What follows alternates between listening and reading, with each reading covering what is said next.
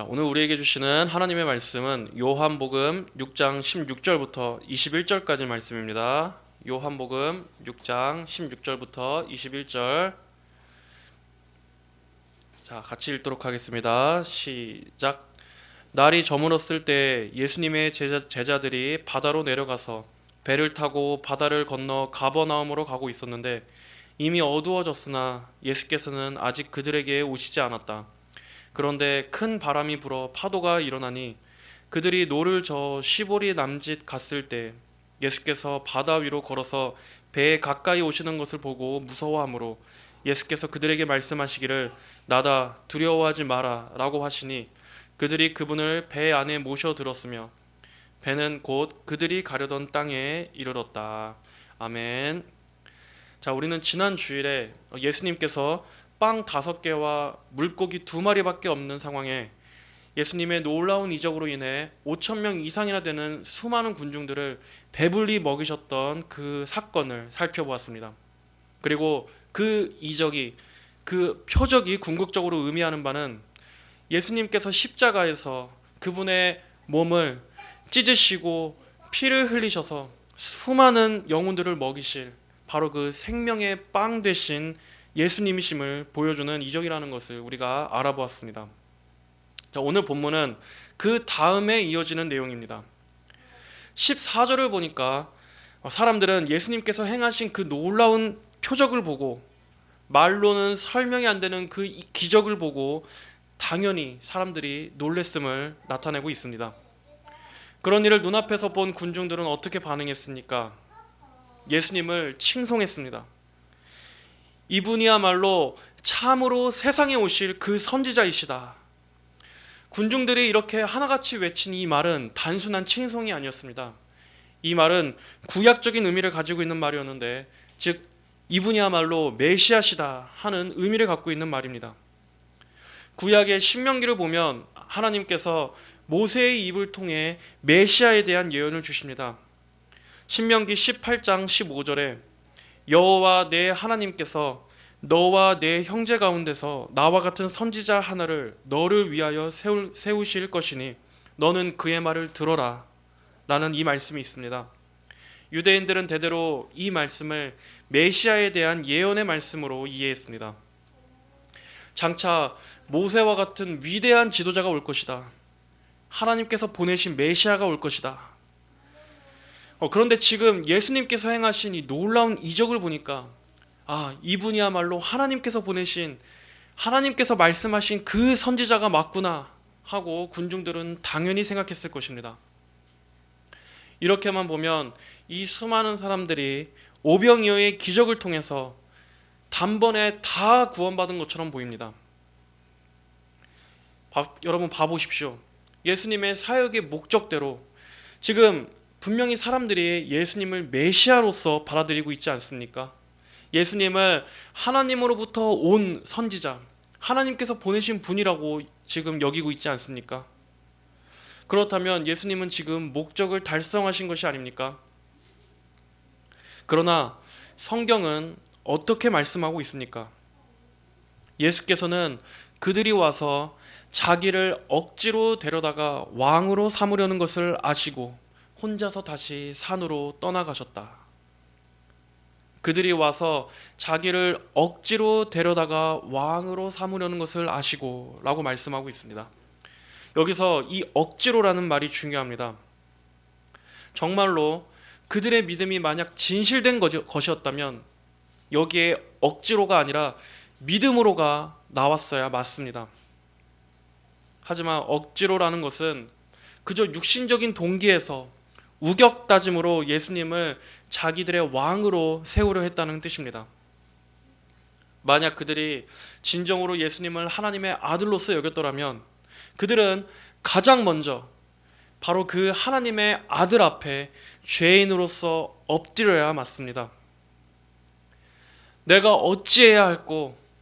주님, 이 죄인을 용서해 주시옵소서 라고 하면서 예수님의 그 거룩하심 앞에 자신의 이 비참함과 죄됨을 애통하며 회개를 구했어야 마땅한 것입니다. 이들의 정당한 반응은 회개가 나왔어야 합니다. 하지만 그들의 이런 반응은 결국 그들의 그 본심이 예수님에 대한 신앙이 아니라 다른 목적에서 나왔다는 것을 보여줍니다. 바로 예수님을 죄에서 건져주실 메시아로서가 아니라 정치적인 메시아로서 생각했다는 것입니다. 아마 그들은 이렇게 생각했을 것입니다. 그래, 이렇게 위대한 기적을 일으킬 수 있는 자라면 우리를 로마의 속박으로부터 벗어나게 해서, 그래, 옛날에 그 다윗 왕 때의 전성기처럼 우리 이스라엘을 새롭게 부활시킬 수 있을지도 몰라. 이분을 우리의 왕으로 삼자 하는 바로 이러한, 그들이 예수님을 왕으로 삼으려 했던 목적은 바로 이런 정치적인 동기에서였습니다.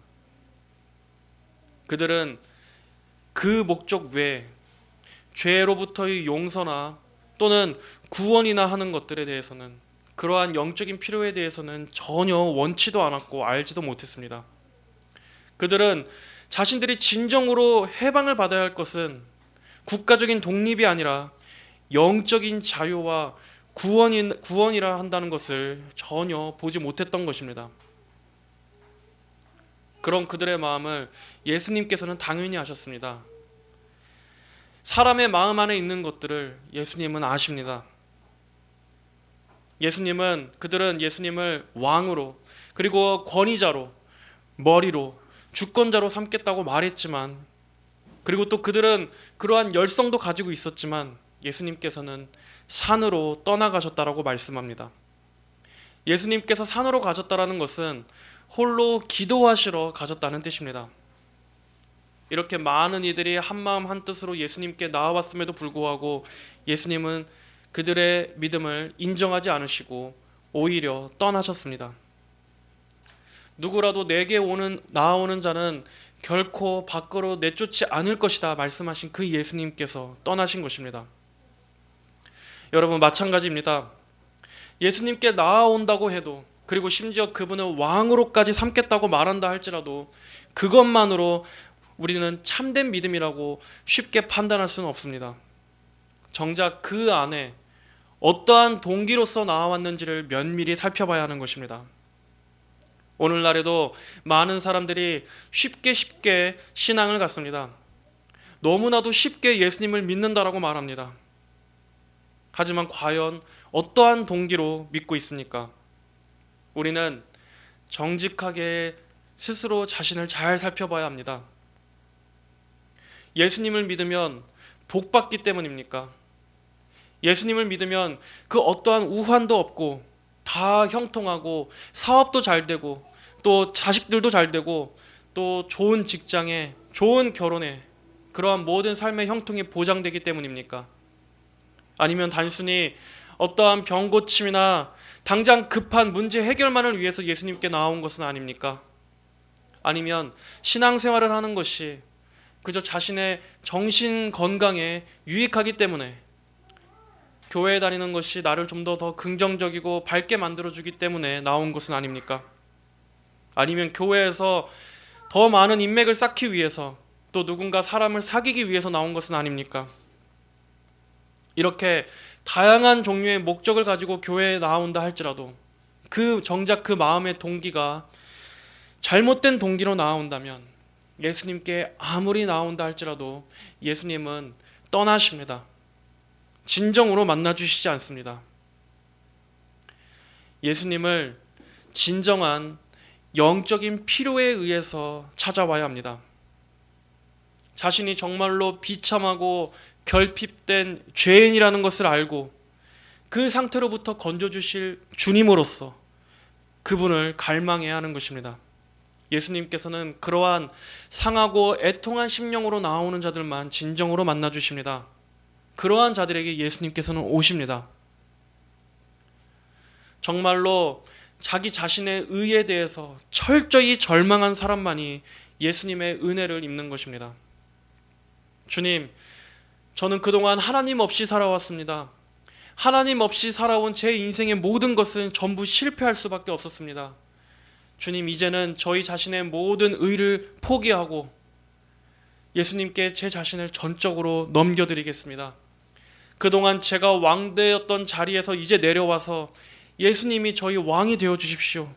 예수님께서 저희 삶을 다스려 주십시오. 예수님이 저희 주인이 되어 주십시오. 라고 간절하게 그리고 진실하게 고백하는 사람은 그때 비로소 예수님으로부터 은혜를 입게 되는 것입니다. 또한 우리는 여기서 예수님의 겸손한 자기 부인에 대해서도 볼 수 있습니다. 만약에 사람들이 이렇게 우리를 높은 자리에 앉게 한다거나 또 우리를 추켜 세워준다면 아마 대부분의 사람들은 그걸 거부하기 힘들고 그러한 명예와 권세에 도취되게 될 것입니다. 하지만 우리는 명심해야 합니다. 예수님께서도 말씀하셨듯이 사람들 앞에서 스스로 의롭게 여기거나 사람들 가운데 높임을 받는 것은 하나님 앞에서 혐오스러운 것이라고 말씀하셨습니다. 우리는 수많은 대중들의 열광이나 또 이 세상적인 명예와 야심이나 또 이성을 마비시키는 군중들의 선동들 그리고 세속적인 목적을 위해 종교를 이용하는 그러한 모든 타락한 동기들 이러한 것들은 기독교의 정신과는 전혀 맞지 않다는 것을 알아야 합니다. 오히려 그러한 것들은 광야에서 예수님을 시험했던 마귀의 유혹과도 같은 것입니다. 마귀가 어떻게 했습니까? 예수님더러 사람들 앞에서 왕으로서 그분 자신을 드러내도록 대놓고 높임을 받으라고 유혹을 하지 않았습니까? 물론 예수님께서는 당연히 왕이십니다. 예수님은 이 우주와 만물을 지으신 통치자, 만물의 왕이십니다. 하지만 그 예수님께서 세우실 나라는 이 세상에 속한 것이 아닙니다. 단순히 이 땅에 세워질 국가가 아닙니다. 예수님께서는 어떠한 이 세상의 권력과 또는 혁명과 폭력으로서 그분의 나라를 가져다주는 메시아가 아닙니다. 예수님께서는 십자가에서 죽으심으로써 구원을 가져다 주시는 메시아이신 것입니다. 기독교인들 역시도 이 세상에서 추구하는 것들과 똑같이 높은 자리 또는 높은 권세, 사람들로부터 박수받는 자리, 그리고 명예 이러한 것들을 똑같이 추구하려고 합니다. 하지만 우리는 예수님의 이러한 자기 부인의 모습을 배워야 합니다. 사람들의 칭송이나 환호나 인기나 대중들의 숭배의 대상이 되는 것은 곧 타락으로 가는 지름길입니다. 우리는 왕이 우리가 되어서는 안 됩니다. 왕은 내가 아닙니다.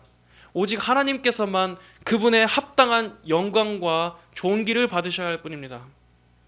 그런데 우리가 중간에서 하나님께서 받으셔야 할 그 영광을 우리가 가로채서 사람들로부터 숭배의 대상이 되어서는 절대로 안 되는 것입니다. 우리는 사람으로부터의 칭찬이 아니라 하나님께로부터 오는 칭찬을 추구해야 합니다.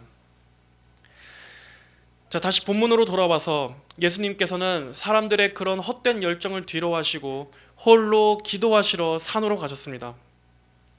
오늘 본문과 같은 이야기를 기록하고 있는 이 마태복음 14장 22절을 보면 예수님께서 제자들을 재촉하여 배를 타고 건너편으로 자기보다 먼저 가게 하셨다라고 기록하고 있습니다. 예수님께서는 그분을 왕으로 삼으려고 하는 그 군중들의 열정에 제자들이 휘말리지 않도록, 제자들이 영향을 받지 않도록 먼저 떼어놓으시려 하신 것입니다. 왜냐하면 제자들도 그러한 대중들의 분위기에 휩쓸려서 그 마음에 제자들 역시도 예수님을 이용해서 권력과 명예욕을 얻고 싶은 그러한 충동이 생겨날 수 있기 때문입니다. 실제로 어떤 제자들은 이러한 대중들의 환호를 보고 기뻐했을지도 모릅니다.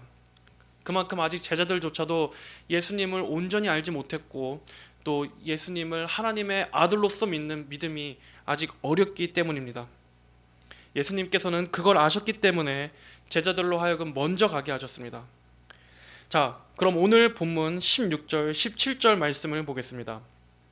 날이 저물었을 때 예수님의 제자들이 바다로 내려가서 배를 타고 바다를 건너 가버나움으로 가고 있었는데 이미 어두워졌으나 예수께서는 아직 그들에게 오시지 않았다. 이제 배경이 산에서 바다로 바뀝니다. 얼마 전까지는 수많은 군중들이 산 위에서 예수님께서 주신 양식을 먹었다면 이제 지금은 예수님의 제자들만 배를 타고 바다 위에 있는 상황입니다. 그리고 예수님께서는 아직 오시지 않았습니다.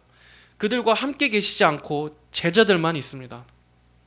그런데 날이 저물고 이미 어두워졌다고 말합니다. 이러한 묘사는 곧 왠지 모르게 무슨 일이 일어날 것만 같은 예감이 들게 합니다. 역시나 아니나 다를까 18절에 그런데 큰 바람이 불어 파도가 일어나니, 제자들이 갈릴리 호수 중간쯤에 배를 타고 있을 때 갑자기 큰 바람이 불고 파도가 인 것입니다. 우리가 생각하기에는 아니 호수에 이렇게 강한 풍파가 있는 것이 가능한가 하는 생각이 들 수도 있지만 실제로 이 갈릴리 호수는 아주 독특한 지리적인 특성이 있는 곳이었습니다. 갈릴리 호수의 이 지반이 다른 지반보다 이렇게 푹 꺼져 있기 때문에 그 위로 만약에 바람이 한번 불면 그 호수 안에 돌풍이 일면서 엄청난 광풍이 일어나는 곳이라고 합니다. 예수님의 이 제자들 중에 대부분의 직업은 다 어부였습니다. 그들은 평생 동안 배를 타며 생계를 꾸렸던 사람들이었던 만큼 배 타는 일에 있어서는 아주 노련한 베테랑들이었습니다. 그럼에도 이렇게 큰 광풍 앞에서는 아무리 노련한 어부라고 할지라도 어쩔 수가 없는 것입니다. 극도로 위험한 상황인 것입니다. 여러분, 그들은 얼마 전까지는 풍성한 양식을 배불리 먹었었습니다. 그러나 얼마 지나지 않아 지금은 어떠합니까? 그들은 풍랑의 위험 속에 처해 있는 것입니다. 제자들은 생각했을 것입니다. 아니 예수님께서 말씀하신 대로 우리는 따랐을 뿐인데 이게 무슨 일인가? 아니 어째서 예수님께서는 우리를 이런 상황으로 몰리도록 하셨지? 왜 우리를 이런 상황이 되게끔 하셨지? 분명히 말씀하신 대로 따랐을 뿐인데 어떻게 이러실 수 있는가? 그리고 가뜩이나 이때 왜 예수님께서는 우리와 함께 계시지 않은가? 어떻게 이렇게 우리만 두고 나 몰라라 하실 수 있을까? 제자들은 예수님께서 너무하다고 생각했을 수도 있을 것입니다. 마찬가지로 여러분, 우리 신앙생활에 있어서도 그렇습니다. 우리 성도들도 딱히 크게 불순종한 적도 없는데 내가 정말 하나님의 어떤 징계를 받을 만한 어떠한 큰 죄를 지은 적이 없음에도 분명히 나름대로 하나님의 뜻대로 살고자 열심을 다했고 또 최대한 하나님의 뜻 가운데 순종하며 살려고 애썼음에도 불구하고 갑자기 우리의 인생에 어느 순간 큰 위기가 덜컥 닥치는 것입니다. 딱히 그럴 만한 일이 없었는데도 오늘 여기 나오는 것처럼 이러한 큰 바람과 파도가 내 삶에 불어닥치는 상황이 우리에게도 생길 수 있는 것입니다. 그리고 그 위에서 나는 아무것도 할 수 없습니다. 파도 위에 휩쓸리는 배처럼 우리에게 닥친 그 상황에 이리저리 휩쓸리고 흔들리고 휘청거리면서 끌려다니면서 도저히 믿음을 발휘하지 못하는 것입니다. 평소에는 믿음이 있었다고 생각했지만 지금은 그 믿음으로 잘 서 있을 수가 없습니다. 이 제자들이 베테랑 어부였음에도 이렇게 갑작스러운 큰 풍랑 앞에선 속수무책이었던 것처럼 평소에는 내가 믿음이 있다고 생각했지만 실제로 닥쳐보니 내 믿음은 너무나 보잘것없었던 것입니다. 그러면서도 더 괴로운 건 무엇입니까? 이러한 상황 가운데 마치 하나님께서도 나와 함께 하시지 않는 것만 같은, 하나님마저 없는 것처럼 느껴지는 그러한 상황입니다. 차라리 이럴 때 하나님께서 나를 좀 성령 충만하게 해주셨다면 내가 지금 이 상황을 좀 견뎌낼 수 있었을 텐데, 아니면 하나님께서 어떠한 특별한 위로의 말씀이라도 주셔서 나를 붙잡아 주셨다면 내가 이길 수 있을 텐데, 하나님께서 아주 조금이라도 소망의 약속을 비춰주시기라도 한다면 내가 지금 좀 더 이겨내고 견딜 수 있을 텐데, 오히려 하나님은 이럴 때 더 묵묵부답이신 것만 같고 주변의 상황은 온통 캄캄하고 어둠뿐인 것처럼 느껴지는 이러한 상황이 우리 성도들을 더 힘들게 할 때가 있는 것입니다. 그럴 때 우리 역시도 그런 생각이 들지 않습니까? 아니, 하나님을 믿는다고 하면서 산다고 살았는데 이게 무슨 일인가? 정말 하나님이 살아계시기는 한 걸까? 정말 하나님께서 나와 함께 하시기는 한 걸까? 그분이 정말 존재하시긴 하는 걸까? 하는 이러한 별별 생각이 다 드는 것입니다. 이렇게 큰 바람과 파도는 우리의 믿음을 송두리째 흔들어 버릴 수 있을 만큼 위험한 것입니다. 그러나 하나님께서 사랑하시는 자녀들의 삶에 종종 이렇게 큰 파도와 바람을 불게 하실 때가 있습니다. 그래서 우리의 배를 흔드실 때가 있습니다. 여러분, 오늘의 이 본문 말씀이 갑자기 이 자리에 왜 배치되었는지 생각해 보신 적이 있습니까? 요한복음 6장이 어떠한 주제에 대한 말씀이라고 설명드렸습니까? 바로 생명의 빵 되신 예수 그리스도, 우리의 영생을 주시는 그리스도라고 말씀드렸습니다. 그래서 6장 전체는 계속해서 이 빵에 대해서, 생명의 빵에 대해서 관해 나온다고 말씀드렸습니다. 그런데 갑자기 여기 중간에 왜 오늘의 이 바다에서의 이야기가, 이 이적이 왜 삽입되었습니까? 성경의 모든 말씀들, 그리고 성경의 그런 본문들이 들어간 순서와 배치는 하나도 의미 없이 된 것이 없습니다. 성령님께서는 오늘 이 본문이 이 자리에 들어가기에 가장 적합하기 때문에 여기에 배치하신 것입니다. 여러분, 오늘 말씀은 바로 앞전에서의 그 오병이어의 기적과 전혀 다른 이야기가 아닙니다. 생뚱맞게 갑자기 생명의 빵에 대한 이야기를 하는 중에 뜬금없이 삽입된 것이 아닙니다. 오늘의 이 이적은 앞선 오병이어의 기적과 아주 비슷한 부분이 있고 또 연관된 내용들도 있습니다. 자, 여러분, 오병이어의 기적에서는 군중들이 먹을 것이 없었습니다. 그들이 가진 것이라고는 빵 5개와 물고기 2마리가 전부였습니다. 그리고 예수님의 전능하신 이적으로 인해서 그들이 먹게 되었습니다. 궁극적으로 예수님께서 영적인 생명을 먹여주시는 하나님이신 것을 말씀하는 것이 바로 오병이어의 기적입니다. 마찬가지로 오늘 갈릴리 호수에서의 이 풍랑도 마찬가지입니다. 지난번 빵 5개와 물고기 2마리는 오늘 여기 19절에 나오는 바로 이 시보리 남짓과 같은 것입니다. 19절에 그들이 노를 저어 15리 남짓 갔을 때, 이것은 약 5km, 6km 정도의 거리를 말합니다.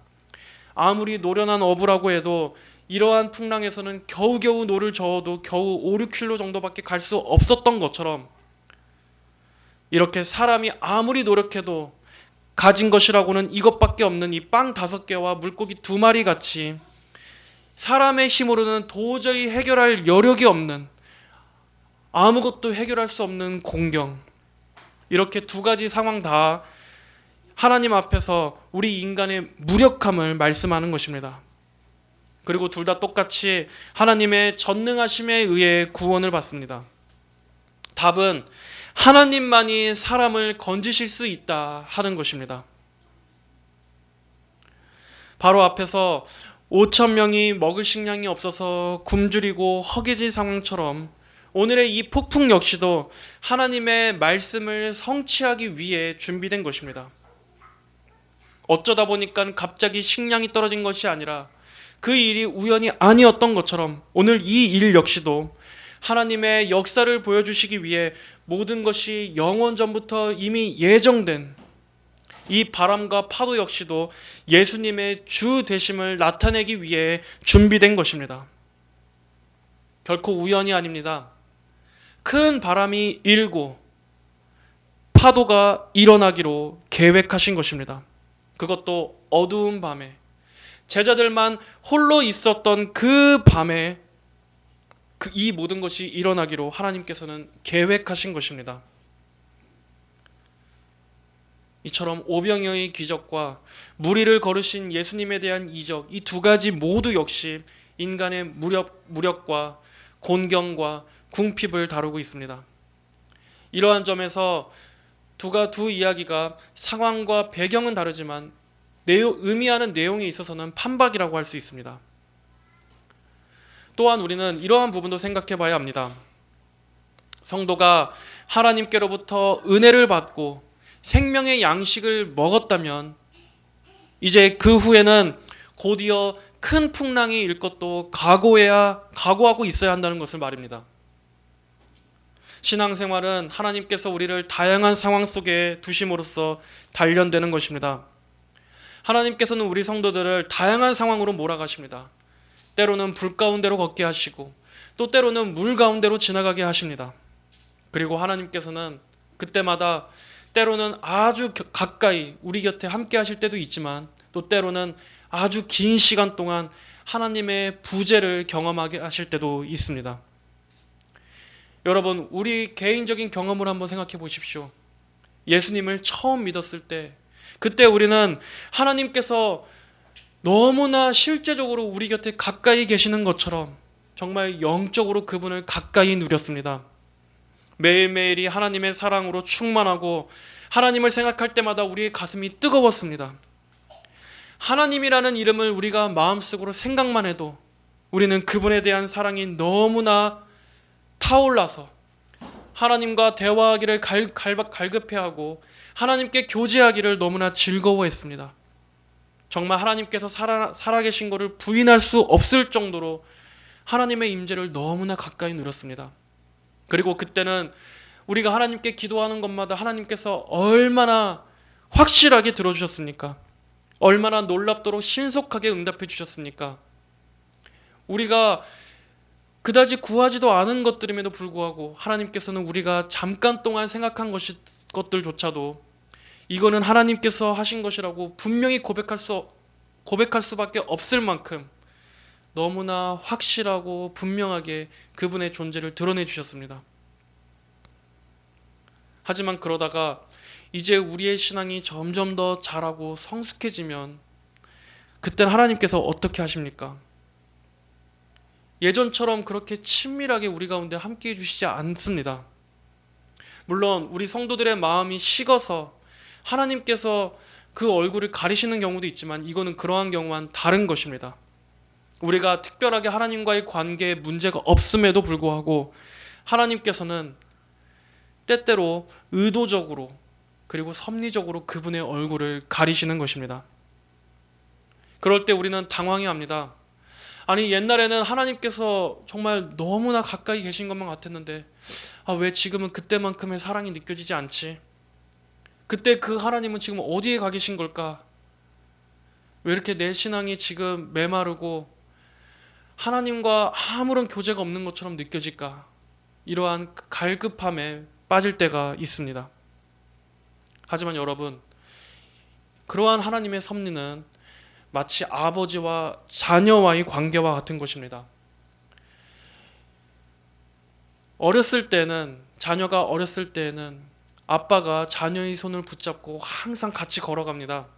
그래서 아이가 넘어지지 않도록, 그리고 지나가는 차들을 피할 수 있도록 아빠가 자녀의 손을 꼭 붙잡습니다. 그렇게 일일이 아빠의 따뜻한 손을 아이는 느끼면서 걸어갑니다. 그러다가 이제 그 아이가 점점 크면 그 부모는 어떻게 대합니까? 이제 아이를 꼭 붙잡고 있던 그 손을 놓습니다. 그것은 그 자녀를 사랑하지 않아서가 아닙니다. 여전히 자녀를 사랑하는 부모의 마음은 같습니다. 오히려 언제나 그 부모의 눈은 자기 자녀에게 향해 있습니다. 하지만 이제는 그 아이가 성숙해졌기 때문에, 그 아이가 컸기 때문에 이제는 아기였을 때와는 다른 방식으로 그를 돌보는 것입니다. 오히려 이제는 그 자녀가 홀로 설 수 있게, 그가 독립적으로 살아가게끔 하는 데 있어서 이제는 그러한 방식이 더 유익하기 때문에 그 손을 놓고 아버지는 그 자녀를 지켜보는 것입니다. 그러한 경험들이 그 자녀를 더 성장시키고 더 담대하게 만들고 더 지혜롭고 더 신중하게 만들기 때문입니다. 그럼에도 여전히 아버지의 사랑에는 전혀 변함이 없습니다. 마찬가지입니다. 하나님께서 성도가, 하나님의 자녀가 성숙해지는 데 있어서 때로는 하나님의 임재를 가리시는 것이 성도의 믿음을 더욱더 강건하게 만드는 데 도움이 되기 때문에 그렇게 하시는 것입니다. 그렇다고 하나님께서 절대로 그를 버리신 게 아닙니다. 하나님께서 그 자녀를 떠나신 것이 아닙니다. 지금 그때 그러한 훈련이 필요하기 때문에 그 자녀의 믿음을 더욱더 키워주시기 위해서 하나님은 때로는 큰 바람도 불게 하시고 큰 파도도 일게 하시고 그리고 그러한 상황 가운데서 하나님의 얼굴을 의도적으로 가리시기도 하시는 것입니다. 그러므로 성도 여러분, 우리가 은혜를 받았다고 해서 그 어떠한 파도도 경험하지 않을 것이란 그런 생각은 하지 마시길 바랍니다. 예수님의 제자들이 산 위에서 그 양식을 풍성히 배불리 먹었음에도 불구하고 지금 이 파도 위에 흔들리고 있는 것처럼 우리의 신앙 여정에는 많은 풍랑과 파도를 경험해야만 합니다. 그리고 그때 우리는 하나님께서 마치 안 계신 것처럼 느끼는 것도 경험해 봐야 합니다. 그러나 여러분 잊지 마십시오. 하나님께서는 그럴 때조차도 우리 성도들과 함께 하십니다. 그것만큼은 절대로 잊어서는 안 됩니다. 하나님께서는 어떠한 상황에서도 우리를 바라보시고 우리를 지켜주신다는 것을 절대 잊어서는 안 됩니다. 만약 여러분들에게 지금 어떠한 어려운 상황이 처했다면 여러분은 이렇게 생각하십시오. 하나님께서 지금 나의 신앙에 있어서 이러한 훈련이 필요하기 때문에 이런 걸 보내주셨구나. 내 믿음을 더욱더 성장시켜 주시려고 이러시는구나. 내가 이것을 갖고 하나님께 기도로 나아가자. 기도로 풀자. 하나님을 의지함으로써 내가 이 문제를 받아들이자 하고 생각하시기 바랍니다. 그렇다면 그 전까지는 너무나 어둡고 캄캄해서 아무것도 보이지 않는 그 상황 속에서도 여러분들은 하나님의 섭리라는 것을 보게 될 것입니다. 이 제자들은 밤새도록 노를 저었습니다. 그럼에도 불구하고 그 상황에서 벗어날 수가 없었습니다. 그들이 노를 저어 시보리 남짓 갔을 때 약 5, 6km 정도 갔을 때 예수께서 바다 위로 걸어서 배에 가까이 오시는 것을 보고 무서워하므로 오병이어의 기적과 마찬가지로 자유주의자들은 이 예수님께서 바다 위로 걸어오셨다라는 이 사실을 믿지 않습니다. 그들은 해석하기를 이렇게 해석합니다. 실제로 예수님께서 바다 위를 걸어오신 것이 아니라 예수님께서 저 멀리 해변가에 거니시고 계시는데 그때 제자들이 그 배에 탄 그 시점에서 그 관점에서 해변가에 거니시는 예수님을 보았을 것이다. 그것을 이렇게 표현한 것이다 라고 해석하고 있습니다. 하지만 우리는 이 말씀 역시도 예수님의 놀라운 이적으로서 봐야 합니다. 분명히 일어난 사실로서 받아들여야 할 것입니다. 만약 자유주의자들의 해석대로 예수님께서 저 멀리 해변가에 거니시는 것이었다면 어떻게 오늘 이렇게 배에 가까이 와서 예수님께서 말씀하실 수 있겠습니까? 그 시끄러운 풍랑과 파도 속에서 어떻게 가까이 말씀하시는 그 대화가 가능했겠습니까? 예수께서 그들에게 말씀하시기를 나다 두려워하지 마라 라고 하시니 예수님께서는 가장 적당하고 가장 알맞은 때에 제자들을 찾아오셨습니다.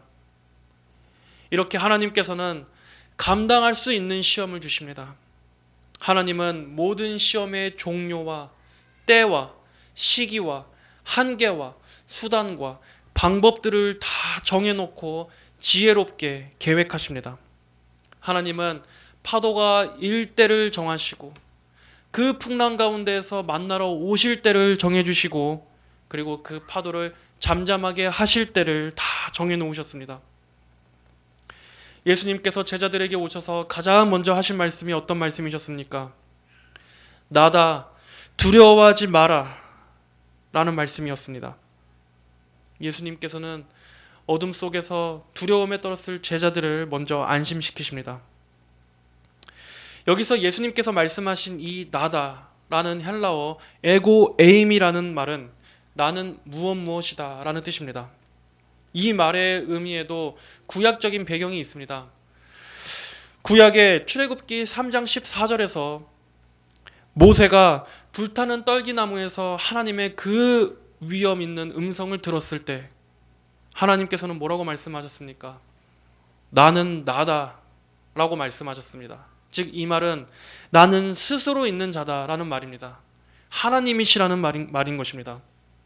그리고 신약에서 예수님께서는 이 말씀을 자주 사용하셨습니다. 예를 들면 나는 빛이다. 나는 생명의 빵이다. 나는 선한 목자다. 나는 포도나무다. 하는 이러한 식으로 예수님은 사용하셨는데 그때마다 예수님께서는 바로 그 구약의 하나님을 연상시키시는 나는 스스로 있는 자이다 하는 이러한 같은 의미로 자신을 드러내신 것입니다. 그러므로 예수님은 이렇게 말씀하시는 것입니다. 나는 스스로 존재하는 자, 즉 나는 하나님이다. 나는 너희가 그렇게 세우려고 하는 그 왕이다. 하지만 나는 빵을 먹고 배불러서 그 빵에 의해서 왕으로 세움받지 않는다. 그러나 나는 모든 영역을 다스리는 왕이다. 나는 바다 위에 서고 바람과 파도를 다스리는 바로 그 하나님이 여기 있는 나다. 라고 말씀하는 것입니다. 성도 여러분, 우리의 인생에 바로 이 하나님이신 예수님께서 오셔야만 합니다. 그 예수님께서 두려워하지 말라라는 이 말씀을 들어야 합니다. 인간이 불안함을 느끼는 많은 이유 중에 가장 근원적인 이유는 바로 두려움에서 오는 것입니다. 사람들은 다양한 이유들로 인해 두렵고 불안해합니다. 사람들의 가장 근원적인 그 심리 안에는 다 두려움이 있습니다. 오늘날 많은 사람들은 암울한 경제 상황으로 인해 두려워합니다. 그리고 그러한 두려움 앞에서 어떠한 대응을 하기에 너무나도 불안정한 자신의 상황에 대해 불안해합니다. 자신의 불안정한 재정 상태에 대해 두려워합니다. 그리고 언제 찾아올지 모르는 질병의 고통으로 인해 두려워합니다. 내가 이렇게 쓸쓸하게 혼자 병들어 죽어가게 되지는 않을까 하는 이러한 알 수 없는 앞날에 대해서 두려워합니다. 그리고 우리 주변의 상황은 어떻습니까? 하루에도 우리가 도저히 예측할 수 없는, 예상도 할 수 없는 그러한 일들이 우리 도처에 널려 있습니다. 수많은 위험들이 있고 또 사람들은 점점 더 난폭해져가만 가고 우리를 둘러싼 이 사회의 다양한 문제들과 또 우리 개개인 자신의 내면적인 불안들, 정신적인 문제들, 이렇게 수많은 어려움들로 인해서 오늘날 현대인들의 마음 깊은 곳에는 다 깊은 불안이 있습니다. 불안 장애가 있는 것입니다. 이러한 상황 가운데 사람들은 심리적으로 곤두서 있고 또 일상에서도 항상 많은 스트레스와 압박감들을 느끼며 살아가고 있는 것입니다. 이러한 두려움 가운데에서 과연 참된 평안은 어디에 있습니까? 과연 참된 평안을 누가 주실 수 있습니까? 바로 오늘의 이 예수님께서 오셔야만 가능한 것입니다. 모든 두려움을 제압하시는, 모든 것을 다스리시는 이 하나님께서 오셔야만 두려움이 사그라들게 되는 것입니다. 사람은 하나님을 만날 때에 더 이상 두려움이 없게 됩니다. 하나님의 보호하심 가운데 들어와야만 그때야 비로소 진정한 평안이 오는 것입니다. 바람과 파도가 전부인 것 같은 상황이었지만 그보다 더 큰 분이 오셨을 때 그러한 상황은 얼마나 작게 보이게 되는 것입니까? 마찬가지로 우리를 두렵게 하고 우리를 불안하게 하는 그러한 상황이 눈앞에 있다 할지라도 그보다 더 큰 분이 오신다면, 그 모든 상황을 통치하시고 다스리시는 그 하나님께서 우리 가운데 임하신다면 그때부터는 더 이상 두려워할 것이 없습니다. 성도들은 철저히 하나님의 손 안에서 보호하심을 얻기 때문입니다. 성도 여러분들은 지금도 하나님께서 여러분들에게 이렇게 말씀하시는 것을 아십니까? 나다, 두려워하지 마라. 이 세상은 우연이나 운명이 아니라 바로 이 하나님의 완전하고도 주권적인 법칙에 의해 통치되는 것입니다. 우리 성도 여러분들은 하나님의 주권을 많이 생각하십시오. 하나님의 주권이야말로 우리 성도들에게 가장 큰 위로를 주는 주제입니다. 하나님의 주권은 우리가 곤경에 빠지거나 아니면 아무리 이겨내기 힘든 긴 고통의 시간을 견디게 될 때 그 고통과 고난을 이해할 수 있는 해석을 제공해 줍니다. 이 모든 것이 하나님의 허락하에 나왔고, 그리고 하나님께서는 그분의 주권으로 이 고통의 시간 모든 것을 주관하고 계시며, 결국에는 이 모든 고통이 나중에 변하여 선을 이루게 하실 것이라고 믿는 것이야말로 하나님의 주권이 우리에게 주는 위안인 것입니다. 하나님의 허락이 없이는 결코 하늘에 나는 새 한 마리도 땅에 떨어지지 않는다라는 것을 항상 바라보십시오. 아들을 주신 하나님께서 어떻게 그분의 자녀들, 성도들을 버리실 수 있겠습니까? 오히려 하나님께서는 홍수 위에 앉으셔서 파도와 함께 오신다는 것을 생각하십시오. 우리에게 허락하신 이 고난은 오히려 하나님을 만날 기회가 되어주는 것입니다. 날이 저물고 어둠이 짙고 풍랑이 인다 할지라도 오히려 믿음의 눈으로 본다면 그때야말로 나다 두려워하지 말라 라고 말씀하시는 예수님을 만날 가장 좋은 기회가 될 것입니다. 두려움은 하나님만이 물러가게 하실 수 있습니다. 이 세상의 그 어떠한 것도 우리를 영원하게 안전하게 지켜준다라고 보장할 수 있는 것은 아무것도 없지만 오직 하나님께서는 우리를 영원히 그리고 안전하게 지켜주십니다. 하나님 안에서는 죽음조차도 두려운 것이 아닙니다. 성도에게 있어서는 죽음도 하늘나라로 들어가는 문이자 열쇠에 불과할 뿐입니다. 그러므로 성도 여러분, 두려움에 처할 때 하나님을 찾으십시오. 잠언 18장 10절은 말씀합니다. 여호와의 이름은 견고한 망대라. 의인은 그리로 달려가서 안전함을 얻는다. 또 시편 9편 10절은 말씀합니다. 여호와시여, 주님의 이름을 아는 사람은 주님을 의지하니 이는 주께서 주님을 찾는 사람을 버리지 않으셨기 때문입니다. 하나님께서 우리 인생에 오시고 그리고 또 우리가 하나님 안에 있을 때 성도는 하나님 안에서 하나님의 안전한 보호하심을 받습니다. 자, 이제 오늘 마지막 21절은 어떻게 말씀하고 있습니까? 그들이 그분을 배 안에 모셔 들였으며 배는 곧 그들이 가려던 땅에 이르렀다. 예수님을 그들의 배 안으로 모셔들이자 마침내 그들의 배는 아주 손쉽게 그들이 가려던 육지에 안전하게 도착했습니다. 예수님을 모시자마자 그들은 두려운 큰 풍랑에서 안전하게 되었고 마침내 안전하게 목적지에 다다르게 된 것입니다. 성도 여러분, 우리 성도들의 인생은 하늘의 본향을 향해 통과하고 있는 배 위에 있는 것과 같습니다. 그리고 우리는 그 바다 위에서 수많은 파도와 위험을 만나게 될 것입니다. 우리가 사는 이곳은 풍랑이 가득한 곳입니다.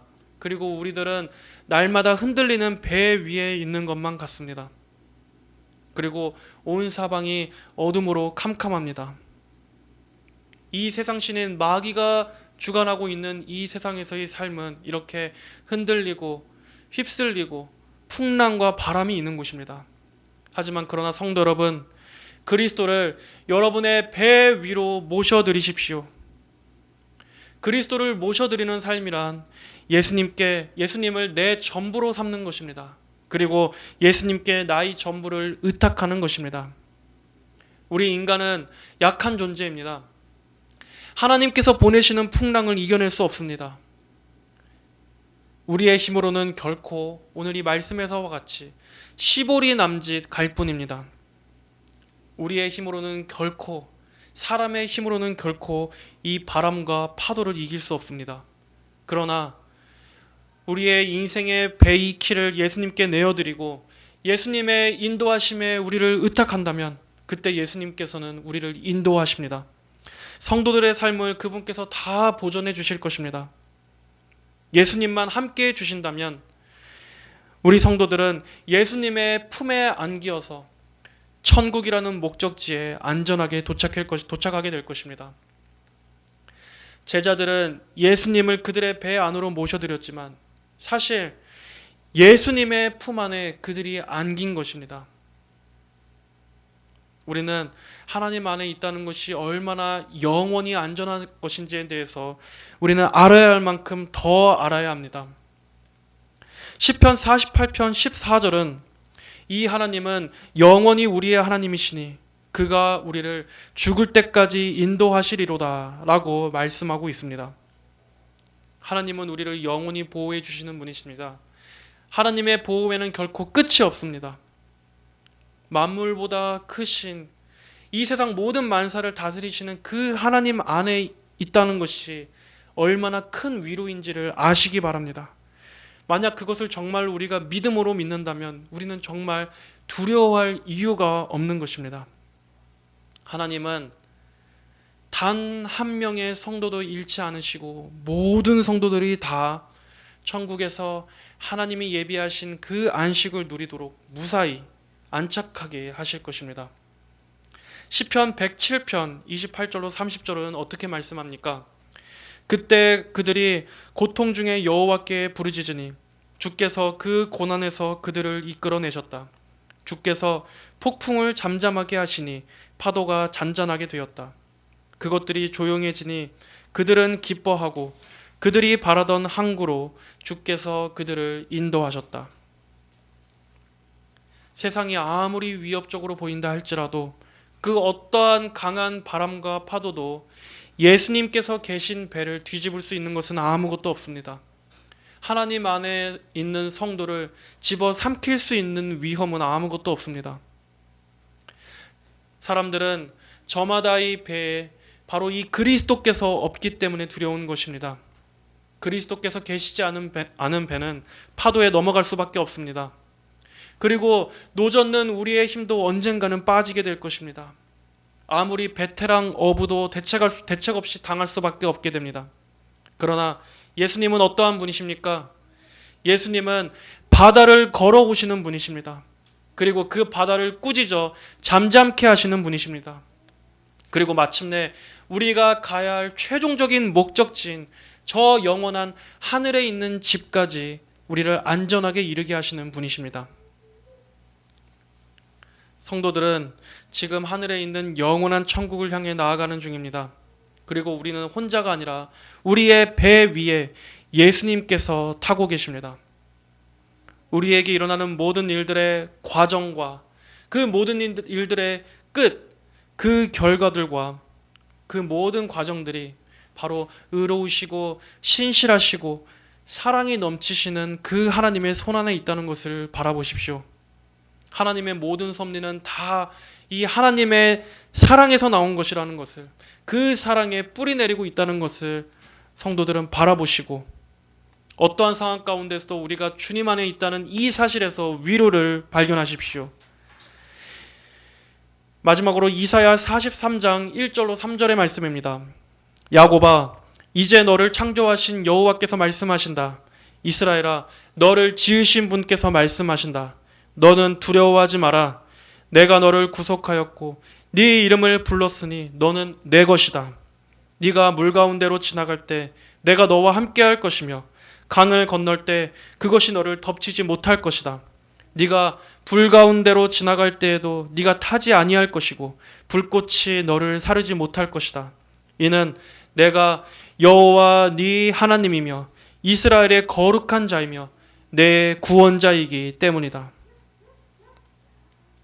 지난번 오병이어의 기적이 광야에서 먹었던 만나, 그리고 유월절 어린 양을 떠올리게 하는 표적이었다면 오늘의 이 표적은 홍해 바다를 가르시고 이스라엘을 건너가게 하셨던 그 구원을 생각나게 해주는 말씀입니다.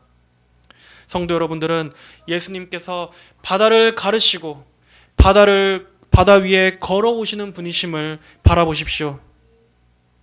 그래서 우리 성도들의 모든 두려움을 거두어 가시고 마침내 평강을 주시는 분임을 믿고 의지하시기 바랍니다. 그 예수님을 우리의 인생에 모셔드린다면 궁극적으로 교회와 성도는 안전할 것입니다.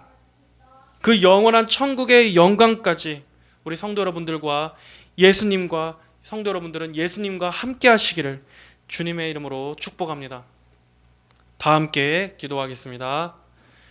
하나님 아버지 감사합니다. 오늘은 큰 바람과 파도가 있는 그 풍랑 가운데에서도 그 바다 위를 걸어오셔서 제자들에게 나다 두려워하지 말라라고 말씀하시며 평강을 주신 그 예수님을 알아보았습니다.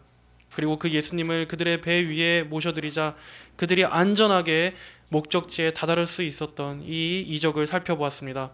하나님 아버지, 우리 모든 성도들 역시도 우리 인생과 또 우리의 마음에 예수 그리스도를 모셔드리게 하여 주시옵소서. 우리의 모든 인생의 배의 키를 그분께 맡겨드리고 천국으로 가는 그 모든 여정까지 예수님을 우리의 삶 깊숙이 모셔드림으로써 그리스도 안에서 우리가 안전을 누리게 하여 주시고 마침내 주님과 함께 주님 안에서 천국으로 가는 그날까지 항상 동행하는 그러한 삶을 다 살게 하여 주시옵소서. 어떠한 상황 가운데에서도 두려워하지 않게 하옵시고 항상 예수님을 우리의 하나님으로서 나의 구주로서 받아들이며 그분 안에서 안전을 누리는 우리 모든 성도들이 다 되기를 주님의 이름으로 간절히 기도합니다. 감사드리며 살아계신 우리 주 예수님의 이름으로 기도드렸습니다. 아멘.